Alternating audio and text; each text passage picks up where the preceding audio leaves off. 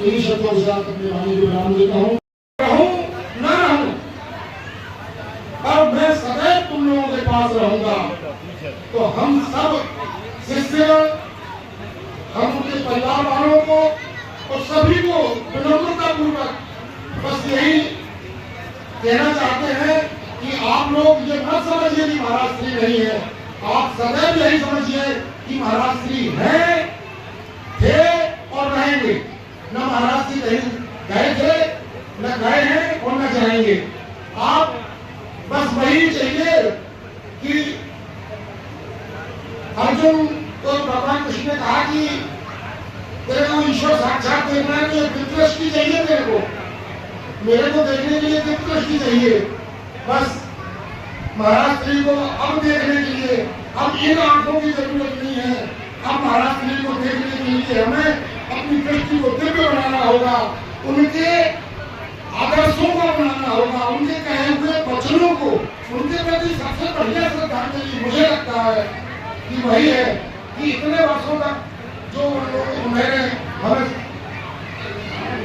आशीर्वाद दिया, हमें कहा कि तीन चीज, सर्वे भवन्तु सुखिनः, सर्वे सन्तु निरामया, सर्वे भद्राणि पश्यन्तु मा कश्चित् दुर्भाग् भवेत्। ये मंत्र जो महाराज श्री ने हमें दिया है, मुझे लगता है कि अगर हम सभी इस मंत्र के अनुसार अपने आप को ढालेंगे तो ये निश्चित मानिए कि वो दृष्टि भी हमें मिलेगी और महाराज जी हमें दर्शन भी देंगे।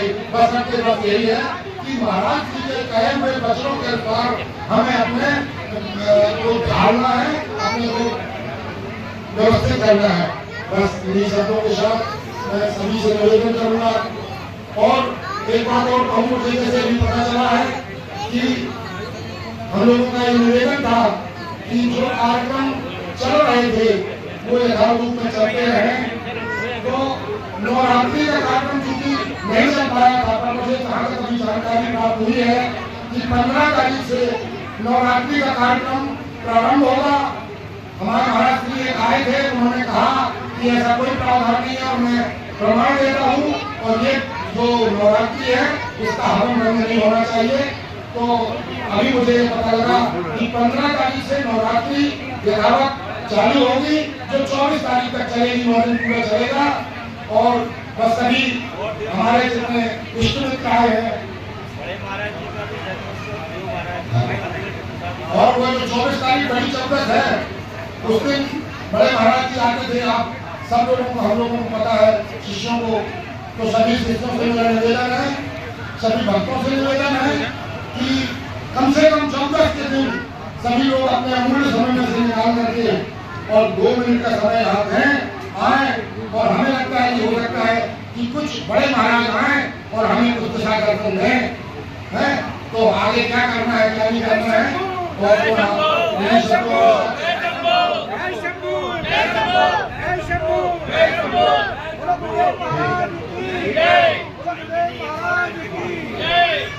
गुरु महाराज की, गुरु महाराज की।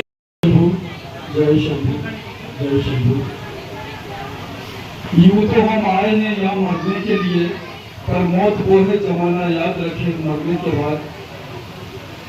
भक्तों, दुख की इस घड़ी में आज हम यहाँ पर एकत्रित हुए हैं और हम सभी पर गुरुदेव का आशीर्वाद और हमारे परिवारों पर गुरुदेव का आशीर्वाद बना हुआ है।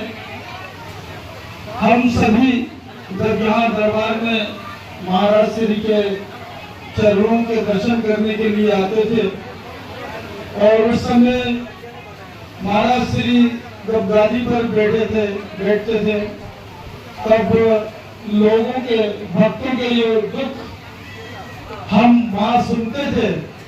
तब यह हमारे को लगता था कि इस गादी में रूई वगैरह नहीं है, ये उन भक्तों के आंसुओं से फूली हुई गादी है। जो इस दिव्य दृष्टि को जानते हैं वो उस गादी को देख सकते हैं। और एक से एक भक्त यहाँ पर आते थे और महाराज जी के चरणों में अपने आंसू की बौछार छोड़कर जाते थे। और महाराज श्री उन सबके आंसू पहुंचते थे और उनमें मैं भी एक हूँ। तो महाराज श्री ने मेरे को भोपाल से बुलाया तो मेरे पास यहाँ दरबार में आने के लिए मेरी जेब में पैसे नहीं थे, तो महाराज जी के शिष्य वो मेरे को अपनी गाड़ी में यहाँ पर लेकर आए और महाराज जी ने सारी व्यवस्थाएं, मेरा परिवार सुख संपन्न है। यही महाराज जी ने हजारों की संख्या में, लाखों की संख्या में लोगों के लिए प्रार्थनाएं करी और महाराज जी की ये प्रार्थना है वो पारस का काम करती थी। दुख की इस घड़ी में हम सभी ये प्रार्थना करते हैं कि परमपिता परमेश्वर और एक और पंचमी के दिन जब महाराज श्री भोपाल में आए तब बबलू भैया जी का फोन आया कि महाराज श्री ने आपको याद किया है और चौधरी जी को याद किया है। तब उस समय मंदिर में हमारे कार्यक्रम चल रहा था और होली का मिलन था, भंडारा वगैरह था और महाराज जी अस्वस्थ होने की वजह से मैंने महाराज जी को आमंत्रित नहीं किया और महाराज जी से मैंने निवेदन किया कि मैं कल आपसे आके दर्शन कर लूंगा आपके, लेकिन दुर्भाग्य पीछे लगा हुआ था। और दूसरे दिन जब मैं जैसे आगे बढ़ा 3:15 बजे मेरे को पता चला कि महाराज श्री सनातन परम धाम को गमन कर गए। तो उस समय से लेकर आज तक हम सभी उभर नहीं पा रहे हैं। परमपिता परमेश्वर उनको श्री चरणों में स्थान दे, परिवार और श्री शंभू दरबार शिष्य मंडल को इस दुख को सहन करने का सामर्थ्य दे। मैं ऑल इंडिया सेंजी महासंघ ट्रस्ट और श्री राधा कृष्ण मंदिर सैन समाज दुर्गा चौक तलिया भोपाल की ओर से श्रद्धांजलि अर्पित करता हूँ। भिलाई से आए हैं और मेरा अपना व्यक्तिगत तो यह है कि मैं महाराज के उसके सानिध्य में उनके अंतिम चरण का जीवन काल के समय पर ही 5-7 साल पर ही आया हूँ। मुझे नहीं मालूम था कि महाराज जी का आशीर्वाद मेरे लिए बहुत अल्प समय के लिए होगा। जैसे छोटा बच्चा अपने माँ बाप को देख नहीं पाता है, वो बाप चला जाता है, वैसे मैं अपने आप को महसूस कर रहा हूँ कि मेरे ऊपर से मेरा साया चला गया है। हम किसको अपने दुख की सुख की बात करने जाए, हम अपने आप को एक ठगे हुए महसूस कर रहे हैं कि गुरुदेव का आशीर्वाद इतने अल्प समय में हमारे सिर से चला गया।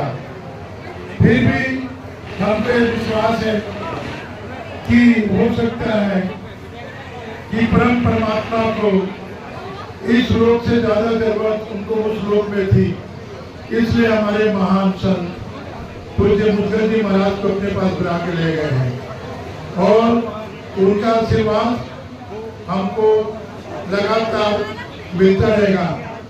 और मैं बबलू भैया, पिंकू भैया से ये उम्मीद करता हूँ कि इस दरबार की व्यवस्था जैसी चल रही थी वैसी चलती रहनी चाहिए और महाराज का आशीर्वाद हमको उसी ढंग से मिलता रहे।